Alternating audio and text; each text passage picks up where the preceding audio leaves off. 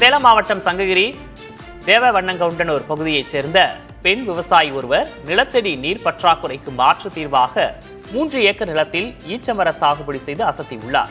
குறைந்த பராமரிப்பு தேவைப்படுவதும் வறட்சியை தாங்குவதுமாக ஈச்சமரங்கள் மூலம் நிலையான வருமானம் ஈட்டி வரும் அவர் பிற விவசாயிகளுக்கு ஈச்சமர கன்றுகளை வழங்கி சந்தைப்படுத்தல் குறித்த ஆலோசனைகளையும் விழிப்புணர்வையும் வழங்கி வருகிறார்.